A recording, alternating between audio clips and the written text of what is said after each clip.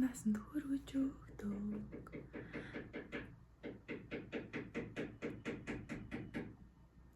Гал тэрэг хэрвээ байсан ба би өөр дээрээ очиод энэ бичлэгийг үзүүлнэ гэж энэ бичлэгийг чамд зориулж хийлээ. Секс бол амьдралын хамгийн гоё утга учир, хамгийн гоё зүйл бол биш. Амьдрал тэр тусмаа чиний гэр бүлийн харилцаа секс дээр тогтож болохгүй. Би бүр маш дээр үеэс хойш интернетэд байсан хэрнээ энэ тухай мэдээллийг хизээч мэддэггүй байсан байлээ. Тэгээд би үүнийг одоо мэдчихээд одоо бараг 9 сар болох гэж байна. Үнэхээр тэгээд үүнийг мэдхгүй бас амар олон хүн байна. Заавал явж секс гэхтэй юм шиг, заавал one night тайгаал, заавал ингээл ямар нэг эрэгтэй хүнд таалагдах гал. Тэгээд заавал ингээд нэг ингэхгүй бол бараг аргаж чинь бараг ингээд бараг зэвэрлээ. Тэгж ярьж хэрэггүй болохгүй яах юм. Бэлгийн тусварлыг хин нэгэнтэй цуг явж хангах шаардлага байхгүй. Ер нь бол бити нэг их олио дутуу сексийг яваатай гэж зөвлөж байгаагаа би дараа л болоо шалтгаануудаар нь хэлье. Нэг хүнтэй юу яанда тэр үед нэг тийм эрэгтэй эмэгтэй хүний биес нэг окситоцин гэдэг нэг тийм даавар солилцсон юм байна л та. Тэгмэд тэр үед мэдээлэл солилцож байгаа гэсэн. Чиний амьдралдаа унтчихсан бүх хүмүүсийн сүнсний нэг хилтерхийн чиний бие дотор явж байгаа гэсэн үг байхгүй юу? Яа гэм бэ гэхээр онцон өнгөрсөн бүх хүмүүсээ чинь зан авир нь гарч ирнэ. Чи гинт ингээл сайхан аштай байна. Гинт сүл муухай аштай эсвэл чи харамжтай байсан бол шаардлагагүй үед харамж зан гаргах ч юм уу. Хэрвээ чи хэтэрхий олон хүнтэй унтчихвол чамаас маш олон хүний зан авир гарна гэсэн үг. Тэгээд сүултээ олон зантай болоод өдгөө сүултээ өөрийгөө ч ойлгох болно. Бүр ингээд хинт ч ойлгохдохгүй олон зантай маш хэцүү болно. Тэгээд хүмүүст тэгж өөрийгөө ойлгохоо болсноор бүр маш их сэтгэл санааны депресс, стрестэнд орж айгүй хэцүү байдалд ордог. Дотны харьцаа гэдэг чинь яг хайртай хүнтэйгээ л хийх ёстой зүйл байдаг. Хорвоо ертөнцийн дээр нэг л хүнтэй хамт байгаад нэг л хүнтэй насан туршдаа хамт байна гэдэг ойлголт чинь бараг тохирно. Хүний ярьж байгааг сонссон чинь яг хүмүүсийн тэр харилцаа яг скотч шиг гэж байгаа байхгүй юу? Скотч нааж байгаа юм шиг. Ямар нэгэн гадаргуу дээр скотчийг нэг наалаа, салгалаа, дахиад наалаа, салгалаа. Олоодаа ингээд ивэл скотч наалтахаа болон да яг тэрнтэй ижлэгэн хүний зүрх сэтгэл тэ олон гэдэл наалтахаа болно. Маш хэцүү болно. Бараг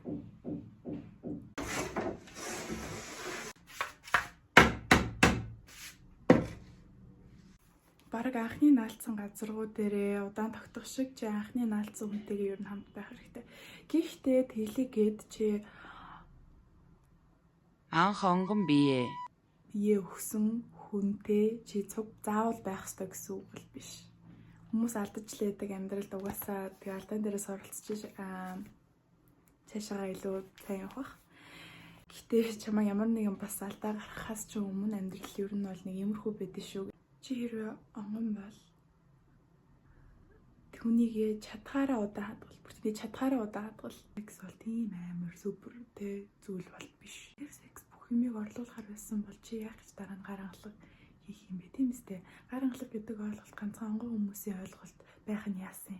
Хэрвээ жоохон биш бол чи хамгийн чухал хүнээ олдлоо чи өөрийгөө хадгалах хэрэгтэй гэж би бодож байна. Зүгээр л нөгөө нэг явцын тэгээд замд нэг таалддаг хүмүүс байдаг та нэг one night stand ч юм уу эсвэл нэг тийм харилцаа тэгээд нэг тэрхий эрт ингээд их хурдан би яачдаг тийм болчдаг. Тийм тохиолдол хийж битээ гараг. Эрэгтэй хүн дээр ч гэсэн энэ бол ямар ч ялгаагүй. Яг ижлэхэн болдог тийм нөгөө нэг сүнсний солилцоо байдаг байхгүй юу? Аль хэдийн те би нэгээ мэдхээс яг чин сэтгэлийн яг хүн гэдэг утгаараа би нэгээ танихаасаа өмнө айл хэдий сүнсээ солилцонгууд яг учир утга нь ойлгогдохгүй тийм харилцаанд орчдөг байхгүй юу? Яах гээд байгаа нь одоо хайшаа яах гээд байгаа нь мэддэхгүй. Тэгэл нэг аз жаргалтай биш гэдэг ямар ч гэсэн хамт байх ёстой юм шиг тэг ингээ байгаалаа. Ихэнх ер нь бол одоо гэр бүлүүд тэгэл салж нийлдэг одоо тиймэрхүү асуудал энэс одоо маш үүдэлтэй. Энд чинь ингээд эрэгтэй эмэгтэй за эсвэл эрэгтэй ер нь бол хоёр хүний ингээ хооронд болж байгаа амаргийн хайр сэтгэлийн асуудал.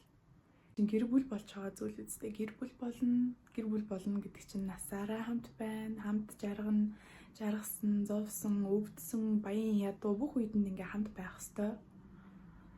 Тийм ер нь бол би биэндээ хань болох гэж тиймэрхүү зорилгоор хүмүүс хамт байдаг та. Би нэг юм мэдхээсээ өмнө секстдэг. Тэгээд секстчээд түүндээ дуртай гоё байсан болохоор яг бусад нөхцөл байдлыг ерөөсөө умартаад амар олон сар ч юм уу эсвэл ингээл хамт байждаг. Тэгээд яг үндэ нэг өдөр түүнийх ураад унчвал яах вэ? Яг үндэ нэг өдөр осолд ороод нөгөөдх нь байхгүй болчвол яах вэ? Хизээч одоо гай газар доороос яг үндэ хизээч дахиж тийм зүйл хийж чадхааргүй болчвол яах вэ? Тэр үед тэгээд салах уу? Харилцаа чинь дуусах уу? Хайр сэтгэл гэдэг зүйл чинь дуусах юм уу? Хүн ийм юмн дээрээс болж харилцаагаа бити ихлүүл бити тийм юмнасаа жаргаж байгаа бол түүнээсээ чамд үгүй гэж хэлэх эрх байгаа. Чи өөрийнхөө бие гэж өөрөө захирна. Хэрэг хүсээгүй байхад чинь болчвол чи цагдаа дууд. Энийг хүчингийн гэмт хэрэг гэдэг. Нэгэнт одоо би онгон биш ээ. Би одоо ингээд тэгсэн. Одоо яах вэ? Би ингээ өнгөрсөн үү гэдэг бол үгүй, ерөөсөө өнгөрөөгүй. Дараагийн чухал хүн чинь чиний бүр хамгийн чухал хүн байх хэвээр. Чиний гэрлэх хүн байх хэвээр. Чамд амьдрал цаг хугацаа бүх юмаа чамд зориулахад бэлэн, чамайг хүндэлдэг, биширдэг тийм хүн байх хэвээр. Тэгтэл чи тийм хүнийг сонготлоо, чи ариун байх хэрэгтэй. Нэг хоёрын хооронд хүнтэй битээ явал да. Ямар ч гоё биетэй залуу, ямар ч царайлаг, гоё биетэй, орондоо сайн байсан ч гэсэн чи тэрнтэй тэгж өөрийгөө өрн тараа хийж хэрэггүй. Чи тэр хүний дотоод ертөнцийг мэдхгүй. Царайлаг хүнээс 3 хоноо дуудана, царай муутай хүнд 3 хоноо тасна гэдэг шиг. Тэр хүнийг мэдхгүй хэрнээ яг үүндээ та хоёр сүнсээ солилцсон болохоор тэр хүнийг мэдээж байгаа юм шиг ойлгоод байгаа юм шиг тийм л юм болно. Тийм бодлогогүй зүйл хийснээрээ чи өөртөө яг үүндээ өсөхгүй байгаа зүйлээ чи биедээ оруулах магадaltaй. Аюултай. Чи түүнд гэрэлтлээ секстгүй гэж хэлээд үзсэн. Тэгвэл түүнд хамгийн том шалгуур болно. Тэрээр юу болоод байгааг бодож эргцүүлж үзнэ. Чамд үнэхээр хайртай, чиний төлөө үнэхээр ингээд гал усыг туулаад чиний төлөө тэ далай гаталж уулыг нурааж чадах хүн байна уу гэдгүүл бүтэн зүгээр л чамтай секс хийн тулд гэрлэлтийг ингээд хүлээх ч юм уу эсвэл ямар нэгэн тийм чухал золиосыг чиний төлөө гаргаж чадах хүнийг л чи ер нь хүндэлж өөртөө оруулах хэрэгтэй. Чамд үнэхээр хайртай л бол тэр хүлээж болно гэж боддоо тэр хүлээж чадна хэрэг тэр хүлээж чадахгүй байвал тэгвэл тэр чамд үнэхээр одоо чамайг хайрлах болоогүй байсан юм байна. Энгийн шүү. Үнэхээр энгийн. Гэхдээ маш хэцүү шалгуур. Айгүй хүнд байх болно. Гэхдээ энэ яагаад хүнд энийг гэхдээ хүнд гэж бодгоо болтой. Энд чинь ингээд би онгон бишээ гэж байгаа бол чинь унтжсэн хүмүүсийн зүрх сэтгэл зан авир чамаас байнга гарч байгаа байхгүй юу? Тэргөө цэвэрлж болно. Маш олон сар за чадхаараа заяа зүгээр л чадхаараа чи хийхгүй яваад үзэх хинтэж чи хинтж боломж өгөхгүй. Бүр амар хүчтэй болгож үзье гэвэл чи гаргалга хийхгүйгээр яваад үзэх хэрэгтэй. Тэгэж гүрийж агаад хамгийн тэр нандин хүнээ олдлоо гүрийж чадвал үнэхээр сайн. Чаны өссөн хүлээсэн мөрөөдлийн хань ижил чинь чамайг олохын цагт чи ийм ариун нандин өөрийн биеэ ингэж хамгаалж нандинаж хайрлж байсанд тэр хүн чинь чамд баярлан чамаар бахархан хинтэж байж үзээгүй байглаараа хүмтэй онгон хүмүүс ямар нэгэн илүү дутуу зангуу яг л өөрөөхөөрөө яг л ингээл нэг юм хэлсэн бол нэг үгээрээ олон нүүргүү тийм байдаг байхгүй юу? Гэтэл итгэх олон хүнтэй унтсан хүмүүс нэг санаасаа нэг тийм яах гээд байгааг нь мэддэхгүй амар олон хайштай харьцаж байгаа хэцүү юм шиг санагддаг л та. Тэгж санагдаж байхад өөрт нь дотор нь бүр ингээд улам хэцүү байгаа. Хамгийн гол нь чи өөрийгөө засах боломж чамд байгаа. Тэгээ маш том шалтгаан гэвэл чи жирэмсэн болчих магадгүй. Хүүхэд гэдэг бол амьдралын утга учир, аз жаргал, хайр бүх юм. Гэхдээ чи хүсээгүй үедээ ч юм уу эсвэл болоогүй байхдаа хүүхдтэй болчвол энэ маш хэцүү. Чамайг зовоон чиний эргэн тойрныхныг зовоон. Дамын гол нь хүүхд чинь бас зовно. Ягаад гэвэл чи бэлэн биш байсан байх та чи түүнийг гаргацсан болохоор гэр бүл төлөвлөлт гэдгийг хүн болгон яг төгс одоо үлдээж чаддаггүй л дээ. Бараг л хүүхэд гинт гарч ирж чамд амьдрал сурганаа гэдэг тэр ойлголт бол бас үгүй яг тэр ойлголт бол яг үнэн ойлголт. Гэхдээ одоо орчин үед жирэмснээс хамгаалах бүр ингээд мянган арга байхад чи яагаад заавал жирэмсэн болж одоо жоохон тийм хариуцлагагүй дөө үйлдэл гаргана гэж.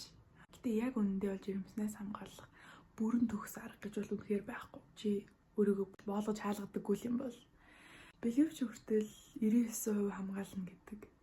Гэтэл 99% гэдэг чинь 100 хүний 99 гэсэн. Нэг хүн батны жирэмсэн болно л гэсэн. Гэтэ чи тэр хүн байвал яах вэ? Тэгэхээр өөртөө тийм эрсдэл битгий гарга. Энэ бол чиний л зүгээр их мэдл. Хэрвээ чи ямар юм угаасаа энэ бол тийм буруу зүйлсээ хөөж зөрчиж байгаа зүйл биш. Хамаа намаагүй хүмүүстэй эсвэл чамаас доош хүмүүстэй битээ тэгэрээ тэгээд бас чамд зүрх одоо чамд хичээл зүтгэл гаргахгүй хүнд битээ амархан тэгэж олдоорой гэж чи сэтгэлээ зөвлөгөөгүй. Тэр биеийн таашаал гэдэг чинь байнгын ингэж асаж бадарч идэг юм биш байхгүй. Ерөөсөө мөнх биш байж байгаа л алга болчихно. Бүр ингэ бүх гэж алга болохгүй л дээ зүгээр багаар алга болоод идэх байхгүй. Одоо бид нар ингэ залуу байна. Бид нар ингэ бүгдийг хүсэж ингэ байгаад байгаа гэхдээ өвөө юм болоод тий. За өвөө юм гэж болохгүй. Ямар ч байсан хөвшөрхийн цагт бол тийм амар тийм ассан тэр хүсэл нь жоохон дарагдаж байхгүй болдог. Тэгээд давтамжин ч гэсэн ер нь бол цөөрдөг. Тэгээ баг нэг эмэгтэй хүмүүс ч юм уу баг нэг хүсгэж болчдөг ч юм уу тий. Эсвэл баг ганхлаа хийгээгүй бодож байгаа хүмүүс зөндөө байдаг байхгүй юу? Тийм л зууртын хүсэл захирагдаж ямар ч шаардлагагүй хүний зүрх сэтгэлийг ч юм уу сүнсний илтерхийг ч өөртөө оруулваа. Кинон дээр, дуун дээр тэгэл бүхэл юмн дээр ер нь бол сексийн харилцааг маш жирийн энгийн зүйл юм шиг.